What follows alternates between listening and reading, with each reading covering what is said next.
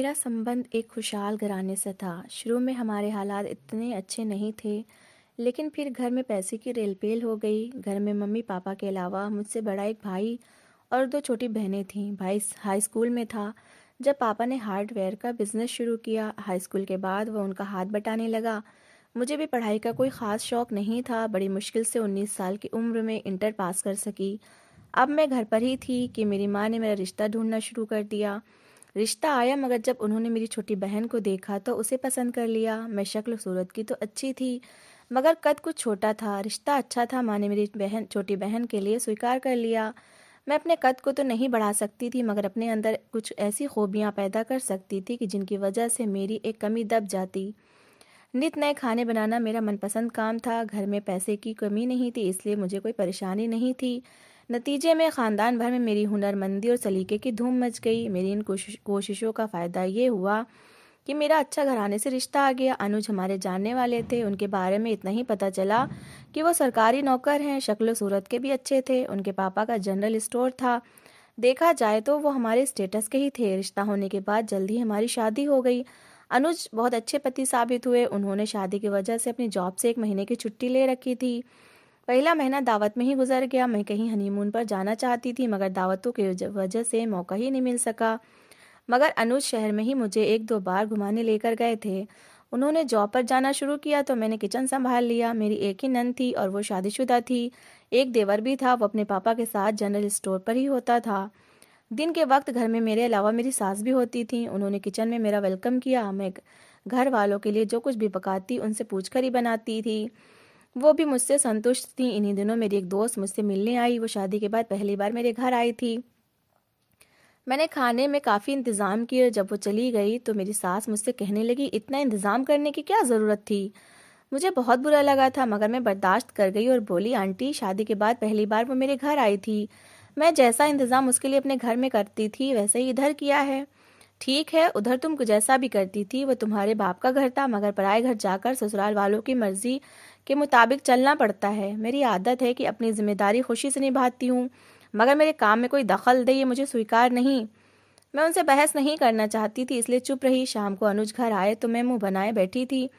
मैंने रात का खाना भी नहीं खाया था। क्या हुआ, खैरियत तो है? ये मेरी पत्नी के मुंह पर 9 बजे ही 12 क्यों बज रहे हैं? उनकी आंखों में शरारत थी तो मैं फट पड़ी। अनुज, आप पत्नी ब्याह कर लाए हैं या कठपुतली जो सबके इशारों पर नाचती रहे? वो बोले, अरे क्या हुआ, माँ ने कुछ कहा? मैंने उन्हें सारा वाकया सुना दिया, जिसको सुनकर उनके चेहरे पर बल पड़ गए। तुम भी ना, मैं समझा पता नहीं क्या हो गया। देखो भाई, इस घर में इतने समय से माँ का हुक्म, माँ का सिक्का चल रहा है। अब एकदम तो वो अपनी हुकूमत किसी दूसरे के हवाले नहीं कर सकती। थोड़ा धैर्य रखो, जल्दी तुम अपनी मर्जी से सब कुछ कर सकोगी। उन्होंने प्यार से मुझे समझाने की कोशिश की। मेरा तो ख्याल था कि वो मेरी ढारस यानी हिम्मत बंधाएंगे और अपनी माँ से इस बारे में बात भी करेंगे, मगर वो तो उल्टा मुझी को समझाने लगे। खैर, इस मसले का भी मेरे पास एक हल था। बस मुझे थोड़े धैर्य की ज़रूरत थी। यही सोचकर मैंने उनसे बहस नहीं की। मगर इस वाक़ये के बाद मैं तो अपनी सास से कुछ खींची-खींची सी रहने लगी। ज़रूरत के अलावा उनसे बात ना करती। उन्होंने भी कोई ख़ास नोटिस नहीं लिया। 2-3 दिन के बाद फिर एक दोस्त निशा की कॉल आई। हाल चाल पूछने के बाद वो मुझसे बोली, पूजा मैं शॉपिंग पर जा रही हूँ, तुम साथ चल सकती हो? शॉपिंग तो मेरा मनपसंद काम था। शादी की शॉपिंग के बाद से अब तक मुझे शॉपिंग के लिए कहीं जाने का मौका ही नहीं मिला था। मैंने हामी भर ली। मैं टैक्सी में आऊँगी और तुम्हें तुम्हारे घर से पिक कर लूँगी, तुम तैयार रहना। उसने कहा तो मैंने ओके कर दिया। फ़ोन रखने के बाद मैंने अनुज को कॉल करके शॉपिंग पर जाने का बता दिया। वो कुछ बिजी लग रहे थे, इसलिए ठीक है कहकर उन्होंने फ़ोन बंद कर दिया। निशा आ चुकी थी। निशा ने शॉपिंग पर काफ़ी देर लगा दी। मुझे तो कुछ लेना नहीं था, तो उसके साथ शॉपिंग करते हुए वक्त का पता ही न चला। वापसी पर वो मुझे गेट पर ड्रॉप करके वो अपने घर चली गई। मैं आज काफ़ी दिनों के बाद घर से निकली थी, इसलिए काफ़ी खुश थी। एक गाना गुनगुनाते हुए मैं लाउंज में दाखिल हुई तो मेरी नज़र अपनी सास पर पड़ी। वो सोफे पर बैठी टीवी देख रही थी। मैं उन्हें अनदेखा करके अपने कमरे की तरफ जाने लगी कि उनकी कड़कदार आवाज़ मेरे कानों में पड़ी। किधर गई थी? उनके सवाल से ज़्यादा उनका लहजा मुझे बुरा लगा। मैंने खुद पर काबू किया और नॉर्मल अंदाज में बोली, निशा के साथ शॉपिंग पर, उसे कोई चीज़ लेनी थी। वो तो ठीक है, मगर किससे पूछ के गई थी? अनुज को बता दिया था। इस घर में सिर्फ अनुज नहीं रहता, तुम जहाँ भी जाओगी मुझसे पूछ कर जाओगी, सुना तुमने? मैं उनकी बात का जवाब दिए बगैर कमरे में आ गई। अब पानी सर से ऊपर होने लगा था। मुझे जल्द ही इस मसले का कोई हल ढूंढना था। शाम को अनुज घर आए तो मैं रोज़ाना की तरह उनके लिए चाय बनाकर ले आई। वो काफ़ी थके हुए लग रहे थे। मैं उनके पास बैठ गई और उनके बालों में हाथ फेरने लगी। शादी के बाद मुझे पता चला कि वो क्लर्क थे। मैं तो उन्हें कोई अफसर समझती थी। हर कोई यही कहता था कि बहुत अच्छी सरकारी नौकरी है, बाप का बहुत बड़ा सुपर स्टोर है, वगैरह वगैरह। उनकी नौकरी का सुनकर मुझे बहुत मायूसी हुई थी, मगर अब क्या हो सकता था। उनका ऑफिस मेरे मायके से काफ़ी करीब पड़ता था, मगर यहाँ से उनका ऑफिस काफ़ी दूर था। मैं उनके बालों में हाथ फेरते हुए प्यार से बोली, आप रोज़ इतना लंबा सफ़र करके थक जाते हैं, कहीं पास ही ट्रांसफ़र क्यों नहीं करा लेते। थक तो जाता हूँ, मगर क्या करूँ। वो मेरी नाक मरोड़ते हुए शरारती अंदाज में बोले, तो फिर ऑफिस के पास कोई घर ले लीजिए, 2 घंटे तो रोज़ आपके सफ़र में वेस्ट हो जाते हैं, इतना ज़्यादा किराया अलग से लग जाता है। ये तो है, मगर मजबूरी है, मेरी सैलरी से तो हम 2 लोगों की ज़रूरतें पूरी नहीं होती। घर का किराया मैं कहाँ से अदा करूँगा। क्या मतलब, आपकी सैलरी कितनी है कि हमारी ज़रूरतें तक नहीं पूरी हो सकती। मैं चौंकी, बस गुजारे लायक है, फिलहाल तो अभी तो नई नई नौकरी है, तुम चिंता ना करो, धीरे धीरे बढ़ जाएगी। अच्छा, तो आप भी दूसरे मर्दों की तरह अपनी सैलरी मुझे नहीं बताना चाहते, मुझसे छुपाना चाहते हैं। वो मेरे मुंह बनाने पर हंसने लगे। ये मेरी सैलरी स्लिप है, आज ही ऑफिस से मिली है, देख लो। मेरी सैलरी सैलरी देखकर मुझे बहुत मायूसी हुई। इस सैलरी में तो महीने में मेरे 2 सूट भी मुश्किल से आ सकते थे। ओहो, ये तो बहुत कम है, इसमें हमारा गुजारा कैसे होगा। मैंने कहा, सैलरी धीरे धीरे बढ़ जाएगी, वैसे भी फिलहाल हमारे कौन से इतने खर्चे हैं, घर पापा के पैसों से चल रहा है। मैं तो थोड़े से पैसे माँ को देने के अलावा सारे ही बचा लेता हूँ। उन्होंने मुझे तसल्ली दी, मगर मेरी परेशानी बढ़ गई। आखिर सारी ज़िंदगी हम इसी तरह घर में तो नहीं रह सकते।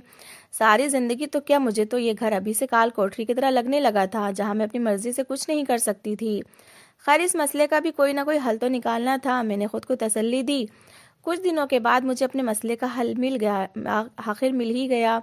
मैं अपने मायके आई हुई थी, पता चला कि हमारे किराएदार घर खाली कर रहे हैं। मैंने माँ के सामने अपने सारे मसले रखे और उनसे कहा कि मकान किराए पर देने के बजाय मुझे दे दें। माँ को भला क्या एतराज़ हो सकता था।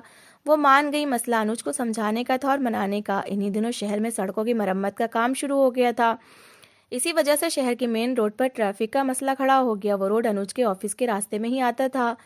पहले जो उन्हें ऑफिस में वापसी में 1.5 घंटा लगता था, अब 3 घंटे से भी ज़्यादा लगने लगे। सुबह भी उन्हें जल्दी निकलना पड़ता, वो चिड़चिड़े हो गए थे। जिस तरह से काम चल रहा था, उससे अंदाज़ा हो रहा था कि कम से कम 1 साल उन्हें ये मुसीबत सहना पड़ेगी। ऐसे में मैंने उनसे कहा कि हम वक्ती तौर पर माँ के मकान में शिफ्ट हो जाते हैं। वो इसके लिए तैयार तो नहीं थे, मगर ना चाहते हुए भी उन्हें मानना पड़ा। लेकिन उनकी माँ ने बहुत बातें बनाई, मगर अनुज ने अपना मसला बता दिया। वैसे भी उनके पास तो अनुज के मसले का कोई हल था ही नहीं। दहेज में मुझे ज़रूरत की सारी चीज़ें मिली थी, मैंने वो सारा सामान शिफ्ट कराया। अनुज ने सारे सामान की शिफ्टिंग पर एतराज़ किया। हम कुछ समय के लिए ही तो वहाँ शिफ्ट हो रहे हैं, फिर सारी चीज़ें शिफ्ट करने की क्या ज़रूरत थी। मेरा इरादा वापस इस घर में आने का नहीं था। मैं अनुज को फ़िलहाल ये नहीं बताना चाहती थी, इसलिए बोली, मुझे पता है हमें वहाँ किस किस चीज़ की ज़रूरत है। अब हमें ये चीज़ें बार बार दूसरों से मांगनी तो नहीं पड़ेंगी। मेरे जवाब ने पता नहीं उन्हें संतुष्ट किया या नहीं। इसके बाद वो इस बारे में कभी भी कुछ नहीं बोले। भाभी को वहाँ मेरा शिफ्ट होना पसंद नहीं आया था। इस मकान का किराया वो ही रखा करती थी, मगर मुझे उनकी परवाह नहीं थी। इस घर में मेरा भी हिस्सा था। वो ये बात जानती थी, इसलिए एतराज़ करने की पोजीशन में नहीं थी। इन्हीं दिनों में उम्मीद से हो गई। अनुज मेरा हर तरह से ख्याल रखने लगे। अब वो सिर्फ 20 मिनट में ही ऑफिस से घर पहुंच जाते।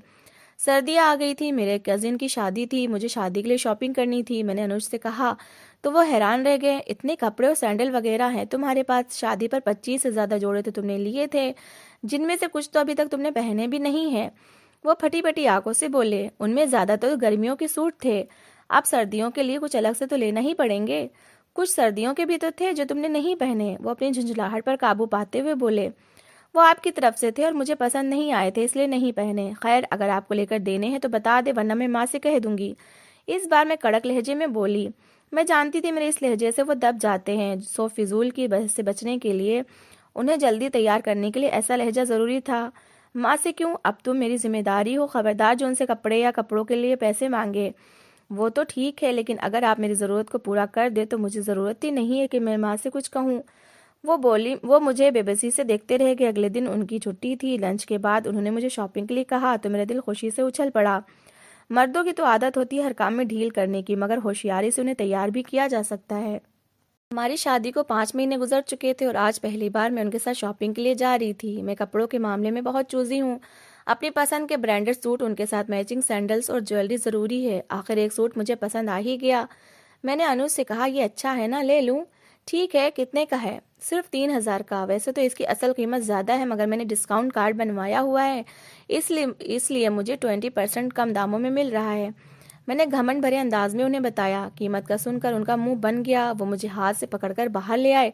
मैं अक्सर इस दुकान में आती रहती थी। पूजा, मैं तो कुल 3,000 लेकर आया हूँ। मेरे एक दोस्त की इधर दुकान है, तुम वहां से अपने लिए कोई गर्म सूट पसंद कर लो। बाहर आकर वो बहुत ही शर्मिंदगी से बोल रहे थे। मेरे तो तन बदन में आग लग गई। नहीं, रहने दें, उधर भी वैसे ही सूट होंगे जैसे आप लोगों ने खरीदे थे। इसके बाद उन्होंने काफ़ी कोशिश की कि मैं कहीं और से पसंद कर लूँ, मगर मैंने साफ मना कर दिया। आपके पास पैसे नहीं हैं? नहीं तो कोई बात नहीं, मैं माँ से पैसे लेकर बाद में खरीद लूंगी। मेरी बस एक ही रट थी, ठीक है, मैं बाजार में तमाशा नहीं बनाना चाहता। घर जाकर इस बारे में बात करेंगे। मुझे बहुत दुख हो रहा था। घर पहुंचकर मैं चुपचाप कामकाज में लग गई। अनुज बार बार मुझसे बात करने की कोशिश कर रहे थे, मगर मैं बस हूँ हाँ में जवाब दे रही थी।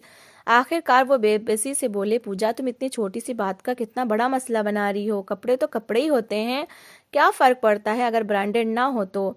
मैं चुप रही तो फिर वो बोले, अच्छा भाई, कल जाकर ले लेना अपनी पसंद का सूट, लेकिन अपनी माँ से इस बारे में बात नहीं करना। मेरी आंखें पल भर के लिए खुशी से चमकी। आखिरकार वो मान ही गए। मैंने पहले भी आपसे कहा था कि आप मेरी ज़रूरत पूरी करते रहें, तो मुझे कोई ज़रूरत नहीं अपनी माँ से बात करने की। मैं अपनी खुशी छुपाते हुए बोली, मैंने कब तुम्हारी ज़रूरतें पूरी करने से इनकार किया है? मैं तो बस ये चाहता हूँ कि तुम अपनी चादर के हिसाब से पैर फैलाओ। वो बेबसी से बोले, मुझे नहीं पता कि आपकी चादर में मेरे लिए 5 महीने में एक भी सूट की भी क्षमता नहीं है। मेरी आंखें भर आईं। वो मेरी आंखों में आंसू देखकर तड़प उठे। तुम टेंशन न लो, इस हालत में टेंशन हमारे बच्चे के लिए ठीक नहीं है। मैं खामोशी से अपने होंठ काटते हुए आंसू अंदर ही अंदर उतारने लगी। कुछ देर बाद मैं भराई हुई आवाज में बोली, मैं तो अभी से आने वाले बच्चे के लिए परेशान हूँ। आप मुझे एक सूट तक नहीं लेकर देते तो इसके खर्चे कैसे पूरे करेंगे? लगता है अब मुझे अपनी चादर थोड़ी सी बढ़ानी पड़ेगी। इसके अलावा अब कोई और चारा नजर नहीं आ रहा। वो अजीब से अंदाज में बोले। मैंने उनके लहजे पर गौर नहीं किया और आज मुझे उनके उस अंदाज की समझ आ रही है। खैर, अगले दिन वो शाम को मुझे फिर मार्केट ले गए। मेरी पसंद का सूट लिया, मैंने सैंडल ली। बहुत महंगा सूट दिलाया था। मैं ये नहीं देख रही थी कि मेरा पति कहाँ से पैसे ला रहा है। मुझे आम मिल रहे थे तो मुझे क्या ज़रूरत थी गुठलियाँ गिनने की। मगर आज मुझे एहसास हो रहा था कि गुठलियाँ गिनना भी मेरी जिम्मेदारी थी। मेरे पति उस दिन के बाद से मेरी हर इच्छा पूरी करते रहे। जो मैंने कहा हर वो चीज़ मुझे लाकर दी। ब्रांडेड कपड़े पहनती, ब्रांडेड सैंडल सैंडल लेती। मैं तो अपनी दुनिया में मगन थी। मैं ये नहीं देख रही थी कि वो धीरे धीरे मेरे पति मुझसे खींचे चले जा रहे हैं। अब वो ज़्यादा बात नहीं करते, लेकिन उदास रहते हैं, पर मेरी हर इच्छा पूरी करते हैं। जैसे जैसे वक्त गुजर रहा था, मेरा पेट बढ़ रहा था। मुझे अपने सारे कपड़े टाइट लगने लगे। अनुज मुझे मार्केट ले गए और मुझे महंगे कपड़े दिलाए। पहले मैं सरकारी हॉस्पिटल में जाती थी, अब मैं हर महीने प्राइवेट क्लिनिक पर अपना चेकअप करवाया करती थी। और एक बहुत ही मशहूर प्राइवेट हॉस्पिटल में मेरी डिलीवरी भी कराई गई। ऑपरेशन हुआ, 50,000 का बिल बना जो अनुज ने अदा किया। उसके पास इतने पैसे देखकर मुझे हैरत तो हुई, मगर मैंने यही सोचा कि वो इन खर्चों के लिए अपने पापा से पैसे ले रहे हैं। बच्चे के जन्म पर मेरी ससुराली भी मुझसे मिलने आए। उन्होंने मुझे वापस घर शिफ्ट होने का कहा। रोड का काम चल रहा था, इसलिए मैंने बहाना कर दिया और वो बच्चे के लिए बहुत से कपड़े खिलौने लेकर आए थे। बच्चा भी 4 महीने का था कि अनुज के पापा एक रोड एक्सीडेंट में मर गए। मुझे कुछ दिन अपने ससुराल में रहना पड़ा। वापस आने के बाद मैंने अनुज से कहा, आखिर कब तक मैं अपने माँ बाप के घर पर पड़ी रहूंगी? आप सुपर स्टोर और घर से अपना हिस्सा लेकर कहीं और घर खरीद लें। उन्होंने कहा, कुछ करते हैं, इधर पास ही एक हाउसिंग सोसाइटी बन रही है, हम किस्तों पर घर ले लेते हैं, आसानी हो जाएगी। ठीक है, जो हुक्म तुम्हारा, तुम जो कहोगी वही होगा। कुछ दिन के बाद ही वो ऑफिस से वापस आए तो बहुत खुश लग रहे थे। मैंने कहा, खैरियत है? आज आपके चेहरे पर बड़ी खुशी नजर आ रही है। पूजा, मुझे पैसे मिल गए हैं, कल हम घर पसंद करने जाएंगे। मेरा चेहरा भी खुशी से खिल उठा और हमने किस्तों में नहीं बल्कि पूरे पैसे देकर घर खरीद लिया। मैं तो हैरान थी कि अचानक इतने पैसे अनुज के पास कैसे आ गए, पर मुझे क्या, मैं समझ रही थी कि इनके घर के पैसे होंगे। घर के बाद मेरा अगला टारगेट गाड़ी थी। इसके लिए अनुज पर मैंने जोर डालना शुरू कर दिया। कुछ समय के बाद ही उन्होंने कार भी ले ली और हमारा बच्चा जब 3 साल का हुआ तो मैंने उसका एक महंगे प्राइवेट स्कूल में एडमिशन करवा दिया। शाम को एक्स्ट्रा कोचिंग के लिए भी भेजने लगी। अनुज मेरे किसी काम में रोड़े नहीं अटकाते थे। वो पूरी तरह मेरे रंग में रंग चुके थे। अगले साल रोशनी का जन्म हुआ तो हमारी फैमिली पूरी हो गई। मैं बहुत खुश थी। मैंने जो चाहा पा लिया।